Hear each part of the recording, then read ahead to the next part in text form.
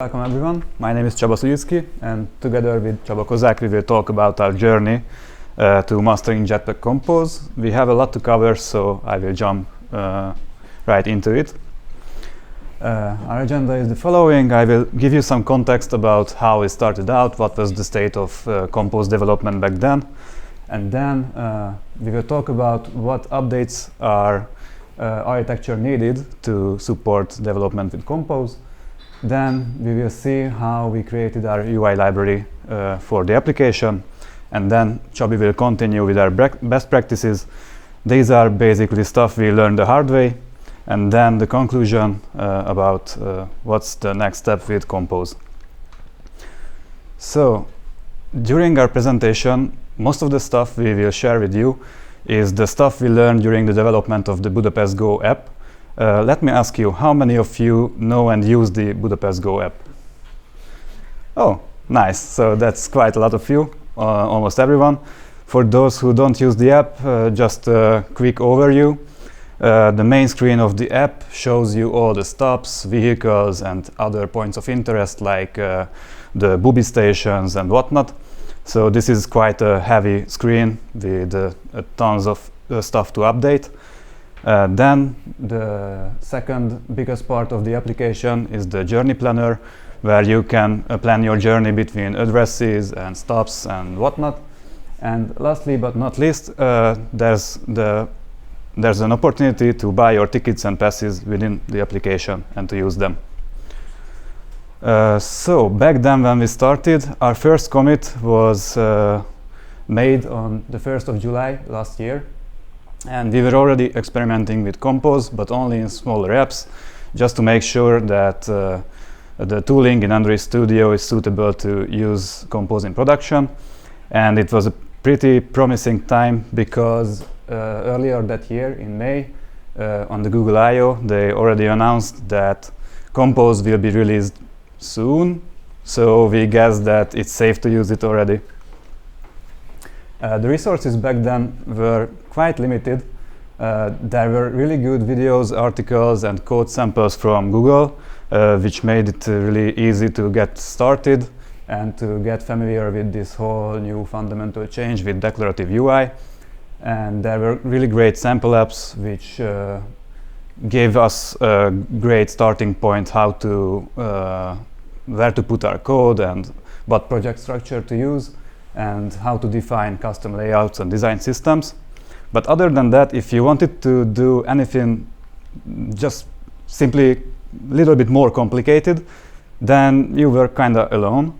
But that's not true, because there was a Slack channel back then, which was really active. It's still really active, but nowadays it's more about like nuances. And it was really active, and there are tons of questions and answers already answered by the Compose team. And the one and only Jake Wharton was also really active back then in this channel.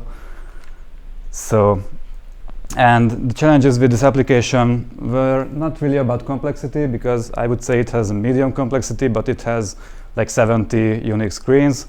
And there are some tricky bits like integrating with map view and custom tabs and fragments from third-party third-party SDKs, and implementing your own bottom sheet are not really an enjoyable ride, but it's possible with Compose. So let's see what updates we had to do to our existing architecture. And the good news is declarative UI just loves reactive streams. So if your app is using reactive streams, either live data, RxJava, or Kotlin flows, you are pretty much good to go, because there are extension functions to consume these streams as composable state. So whenever a new value is emitted through these streams, your state will make sure that the recomposition will happen and your UI will be updated automatically.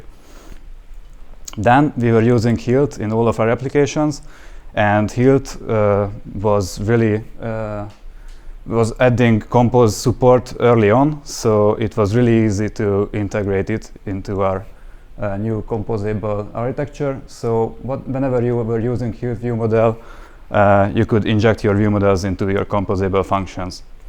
But there's one problem, however, that in previews you cannot use view model injection. so it might be tricky to use it for your full screens. But what we came up with was to have our screens as public functions which we can use inside navigation, and those will be responsible for injecting the view models. Then we were consuming all the streams in this composable, and we had a separate composable that will show you the content of the screen. So this way we could have a preview function which is using the content directly, so we only have to provide simple values and not full streams and view models to our previews. And lastly, we had to update our navigation. We were using a navigation component, which made it really easy to integrate Compose, because if you were using nav controller for your navigation needs, then it's pretty much stay the same, so you can use it however you used it before. And the nav graph builder now has extension methods to support composables and dialogues with composables and navigation nested navigation graphs. So you don't need to use XML. You can use code to have your navigation built up. And there are no need for predefined actions. It was needed for passing arguments between screens. Now you just change your route and pass the needed arguments in your route, and then you are good to go. So it's really easy to handle deep links also. But there's a tricky bit. There's no inheritance because we are defining functions. So if you were using something like a base fragment, I guess you did, then it can be tricky to have the same functionality, to have some common ground for your screens. It's doable, but now you cannot rely on inheritance. You have to wrap your composable somehow to achieve this.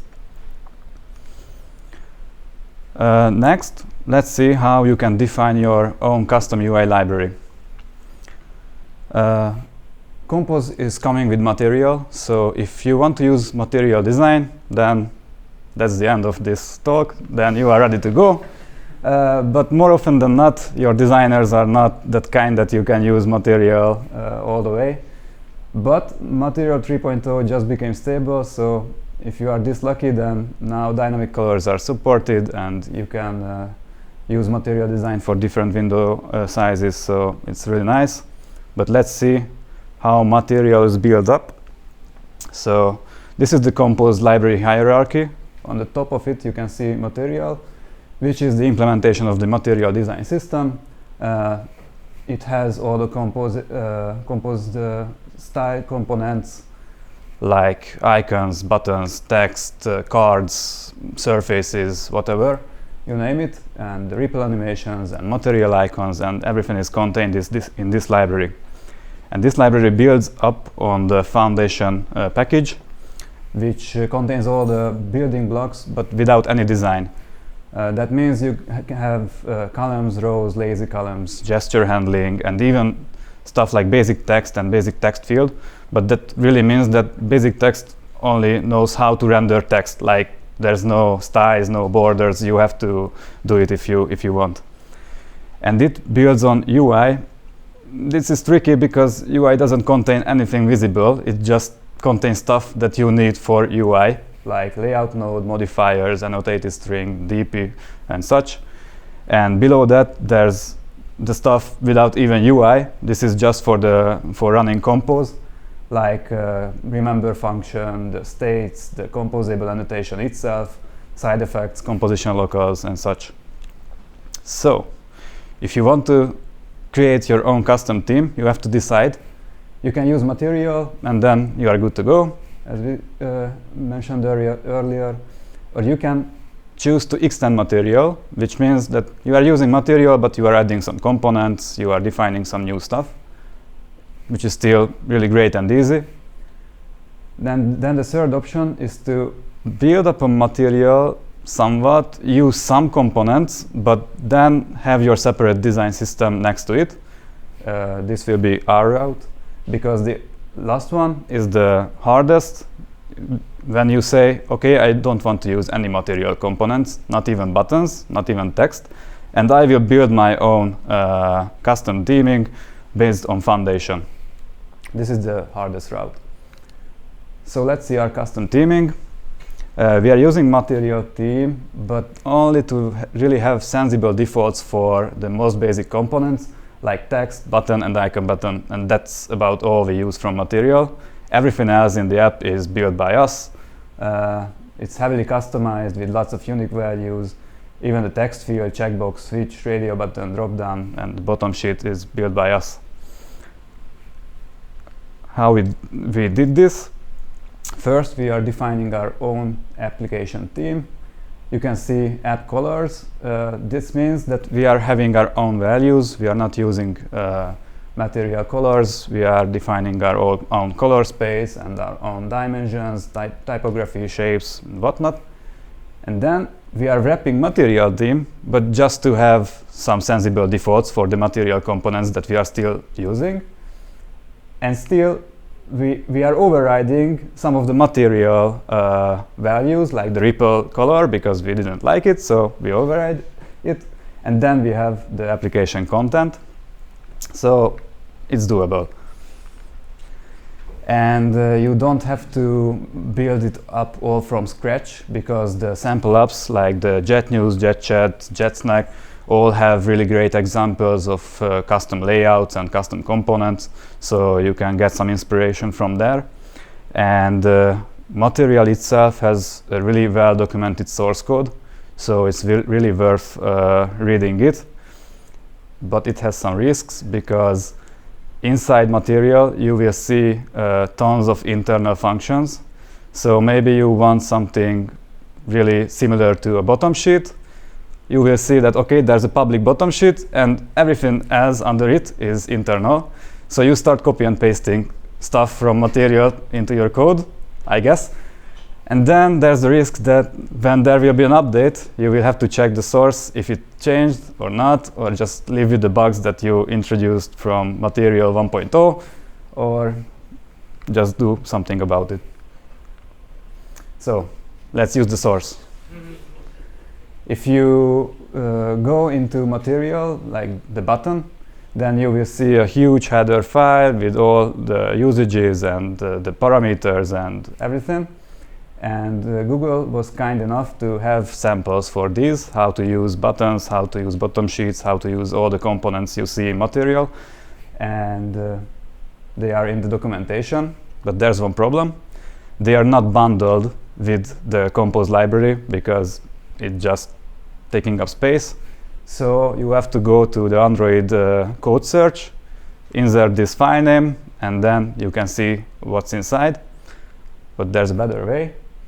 There's a plugin called Code Search, with which you can add the Android Code Search website, and then you just right-click on the sample name, and then if you choose this menu, then ta-da, you will be inside your browser, and you can see how to use a button from the material components.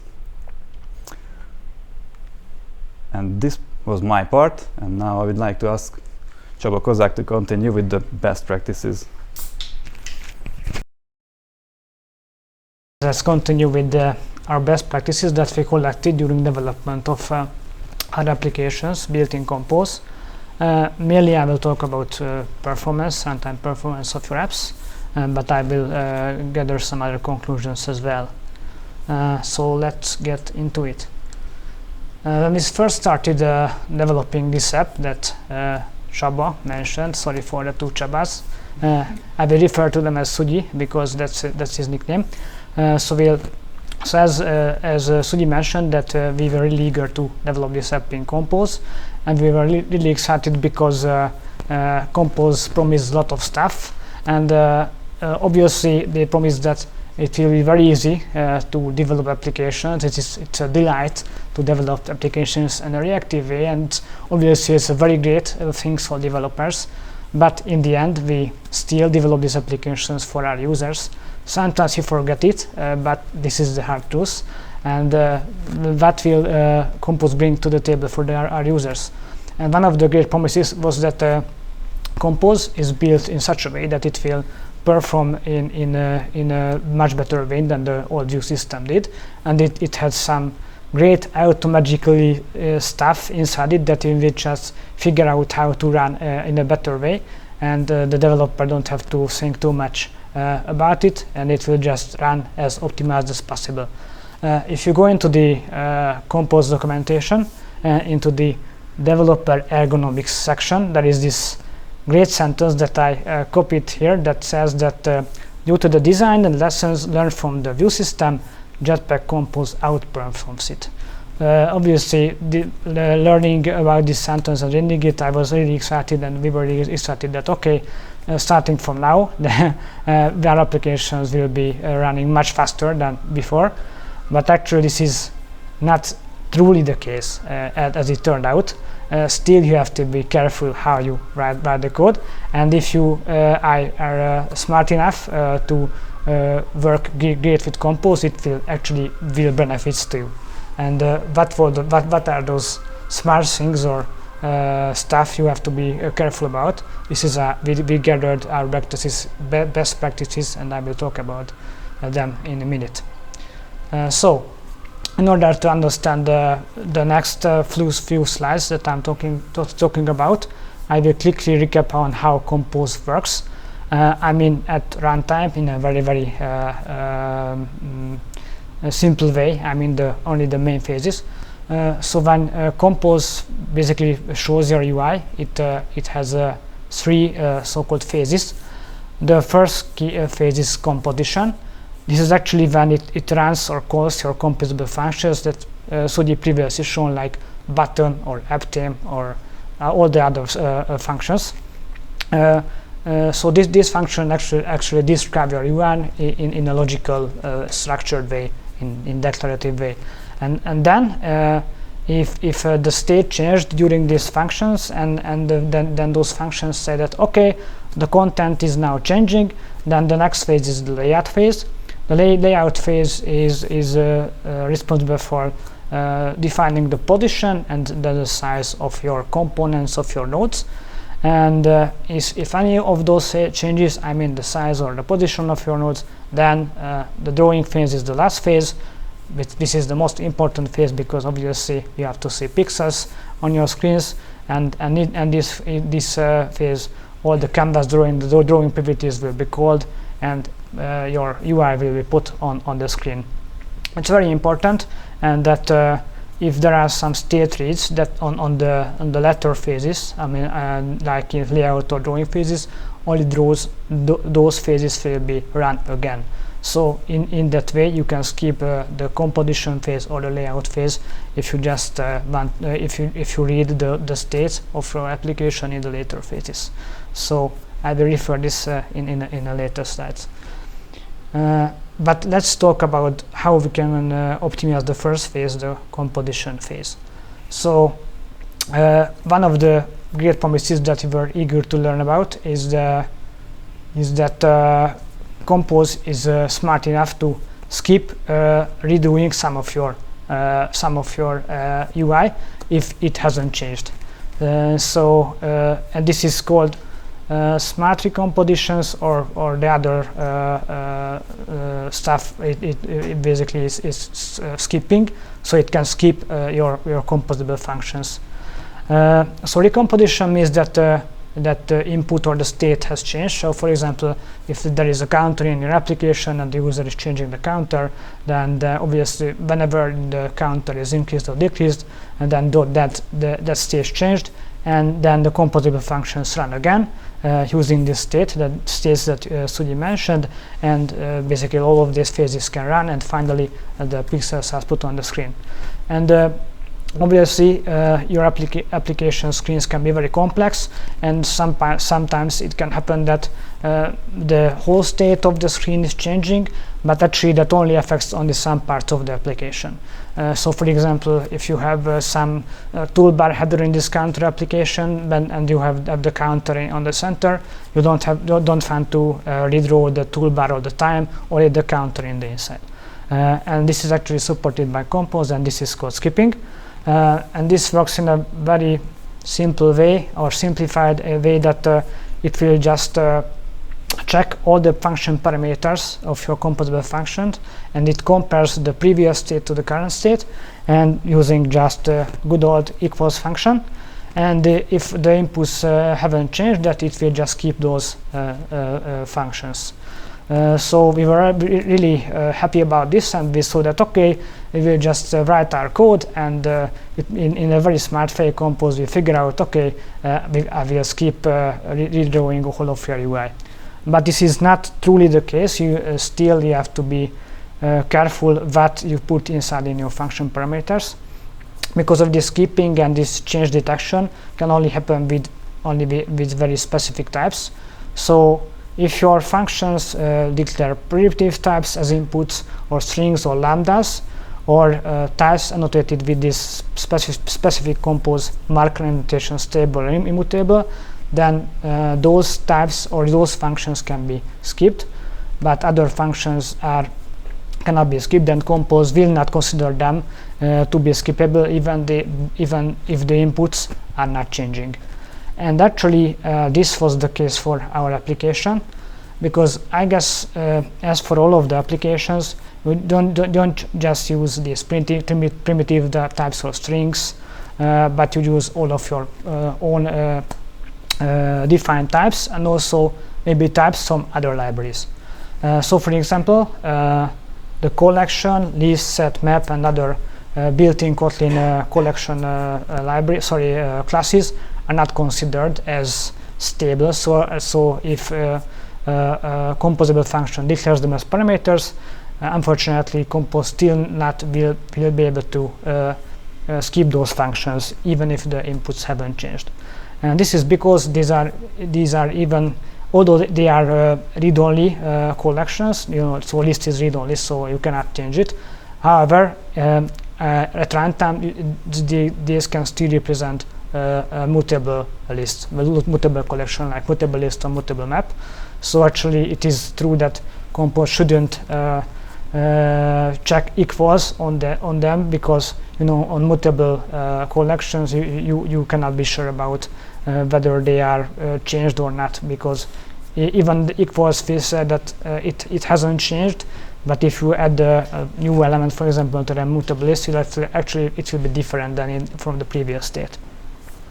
To work around this, we did the following thing. We created, unfortunately, some wrapper classes around list, map, set, and other, and this was the suggested way. So we created some wrapper classes which were guaranteed to be immutable, and we added this stable annotation which will tell Compose that okay, this can be used for skippable function. However, the good news is you shouldn't do this anymore. I mean, you don't have to use these wrapper classes, because Kotlin now has, Compose now has functionality to recognize this kotlin.immutable library. This is not a well-known library, but this is called optimized immutable collections, and if you use those, then Compose can use this to skip those composable functions. Also, third-party classes are not stable, and again, Compose cannot skip those functions. For example, we use the java.time library for using or declaring dates and times and others. So this is a third-party library, and this is actually containing only truly immutable types and truly immutable objects, but still Compose cannot consider them as stable and cannot skip the functions. So unfortunately, we can create wrappers or just deal with them and don't care about performance. Also, if you use your own custom classes, Compose can infer the stability of them. So if they have only those primitive or strings or other stable parameters or properties, then these can be also considered as stable. But if they have any like lists or third-party classes, then again these are not stable. So in order to fix this, you have to add the stable or immutable annotation onto those data classes, and you can also have to run the Compose compiler on that module that declares this classes. So if you have a separate module where you have declared your domain classes, unfortunately you have to add the Compose compiler onto it. Compose has a great tool which can help you with this all this skippability stuff, and actually you can pinpoint those functions that are not that cannot be skipped. This tool is called Compose Compiler Matrix. I didn't include how to run this because you can Google it, and it would add too much screen instead to my slides.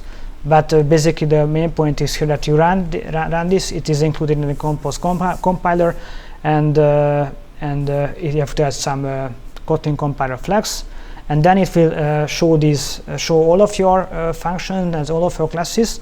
And actually in your functions it will print all of your parameters and whether those are stable or not.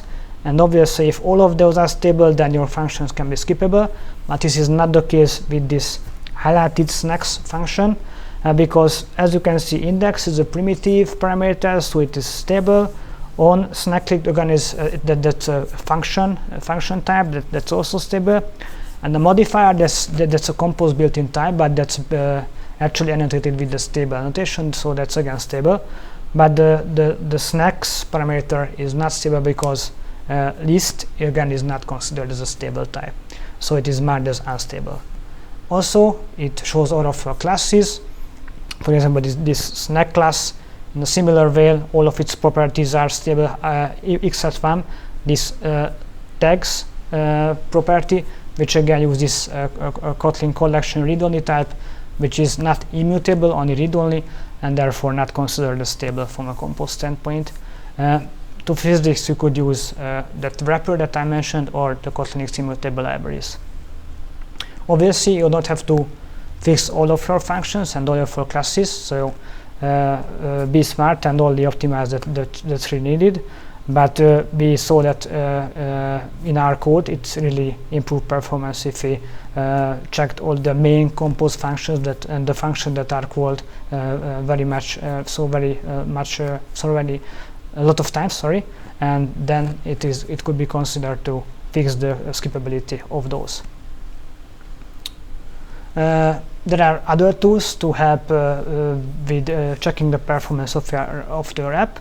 So obviously it's not good if some of the functions are run again and again, even if the inputs haven't changed. So have this very small recomposition counter function that can be added into your apps. It's copied from the TV code base actually, so it's made by Chris Baines, and you can add this into your composable functions, and if any of those functions are recomposed and run again, then this counter can be incremented, and you can see how many times they are called. But nowadays there is an easier to use tool, this recomposition counter in the Android Studio. Back then we didn't have this tool, so we have had to add this logging function to our every composable in the debug code. But if you go into the Android Studio, into the layout inspector, there are two new columns added, and one is the recomposition count, so it actually shows how many times that composable function was called, so how many times it was changing, and also it has a skipped count column, so you can see that how many times it was skipped when it was having the same parameters, and Compose actually could figure out that it shouldn't be run again. Other than fixing all of your composable function in order to be skippable, you can also be mindful about when to read your state and which phase should you use. So as I mentioned before, there are 3 phases in Compose when it shows a UR: the composition phase, the layout phase, and the drawing phase. And you should be mindful about when your states are put inside of those, whether of those 3 phases are used, in those state reads. So for example, in this very small code snippet, we have a list and which can be scrolled, and also we have an image alongside it which should be moved along the screen when we scroll the list. So in this example, we don't want to change how the image looks like, we only want to change its position. However, in this code is non-optimal, because whenever we scroll the list, even if we move it just 1 pixel, the composition phase will run again and the whole function will be decomposed, because this first visible item scroll offset, compose has very long function names, but that functional property will be rerun and recomposed again, so therefore all of your composable will be decomposed again. And obviously you can change the position a lot of times. I mean, moving it from A to B will cause a lot of recomposition, because your screen contains a lot of pixels, and this will end up badly in your performance. However, there is a better way to do this. Basically, there is only a subtle difference between the two slides, but if you are very careful, you can see that now this offset function accepts not just the value parameter but a lambda, and this lambda actually will be run at the layout phase and not the composition phase. So this means that when we change the list scroll position, the compose phase will not be run at all, only the layout phase, and only the position of the image will be changed, not the whole content of the image will be decomposed. So it's very important to put your state reads into the correct and corresponding phases. We learned this again in the hard way, because whenever we scrolled or moved the bottom sheet in the Budapest Go app that I guess you are all using, the whole screen actually was recomposing. That caused a lot of performance issues. So actually this could be a very simple case study, but actually this is based on true stories, believe me. The next one is about debug and release build types. Again, we were really surprised that when we first started developing in the Compose applications, obviously the developers, you use the debug build type. It was not too good performance, so actually we considered that okay, the view, all the view system apps, the XML based apps actually was better, but this is not true for the release build type, only the debug build type, because Compose was built in such a way that it really performs well in the release build type. So you should never measure the performance in the debug builds.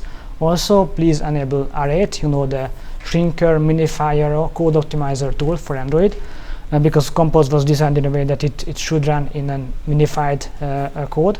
So previously we had XML, and that contained a lot of XML, but now we really write code. And R8 is good at optimizing code, so please enable R8. And again, Compose is you should not have any custom R8 rules, because Compose already shipping them, so you don't have to worry about enable R8 for your Compose enable apps. However, even in release build type, we saw that there are some problems, or there can be some problems, and Compose apps have some disadvantages over the XML based apps. And this is the startup performance, or the first start performance of the app after the installation. And we again saw this. So Compose is an unbundled library. This means it is not shipped with the Android operating system, but it comes with your application, just like your own application code. This is actually a good thing, because Compose can be updated independently from the Android operating system version, so we can update Compose whenever we want, and we can still have the same operating system run as with our users. For example, Apple didn't choose this phase, so unfortunately the SwiftUI releases are tied to the iOS releases. So actually we are happy with this. However, because of this unbundled case, all of the code has to be loaded and interpreted at the first use, from whenever the application was first loaded. because those classes are not contained in the application Android OS runtime, sorry, the Android operating system runtime, as opposed to the old Vue classes. These are already preloaded, and actually when you start an application, all of the framework code is already inside the class loaders and can be run in a hot optimized way. But there is a fix to this again. You can use these baseline profiles, which can define critical code paths in your application. For example, the startup phase can be optimized, and you can generate these baseline profiles, and these baseline profiles are used for to compile the parts of your application at installation time, so this can be run in a very fast way, optimized way, just like with the Vue system. So to do this, you have to use the Jetpack macro benchmark library, so you can generate the baseline profiles, and you can also measure the performance against using this. It's very important to add that you shouldn't generate the baseline profile for all of your application, because then it won't be a baseline. You should only optimize or generate the critical paths, like the startup phase and also maybe the onboarding or registration journeys, but not others. And also Compose libraries are shipping with their own baseline profiles, so they are already containing the critical code paths for like button or the Compose runtime, but you can again generate the baseline profile for your own app. Sudhi already mentioned this because in the Budapest Go app we had to use some non-Compose components, unfortunately, but Compose has great Vue interoperability functionality, but unfortunately again there are some gotchas with this. We experienced that the map view, which is again an old Android Vue system based view, is not behaving as good as in a Vue based application. There is a Maps Compose library which wasn't developed at the time back then when we developed our application, but it's a newer added library. However, this is not a rewrite of MapView in Compose. Unfortunately, this is just a fancy wrapper around the old map, Google Map and Marker and other old Google Maps APIs. But this is good for developers, but for the user it doesn't really matter. We also use a lot of web views in our application, but it turned out they work just fine, even in embedded into Compose. And yeah, we had to add some third-party fragments. The Android documentation suggests that we should use the Android view binding composable to wrap our fragments, but actually these can only be used for the XML-based fragments. I mean fragments which are added as in the fragment tag in the XML, and obviously we don't use that. We have to create these fragments in code, and actually you can do that, but you have to be very mindful about state restoration, because we have some crashes with fragments inside our composables. And maybe our biggest lesson here, that as Sudhi mentioned, you have to collect your state from your reactive streams, from your view model, into your composables into the state objects, which can be used for decomposition, so the UI can be automatically rerun or redisplayed whenever it changes. However, these functions that can be used to collect these reactive streams, like collect a state, are not lifecycle aware. Previously, we were not caring about this because the data binding and lab data use the lifecycle aware functions. However, we learned this the hard way. Budapest Go is a mobility application, and with all mobility application it uses the GPS location, and we saw and experienced that after a day our developers' phones were killed and the battery was drained. And what happened?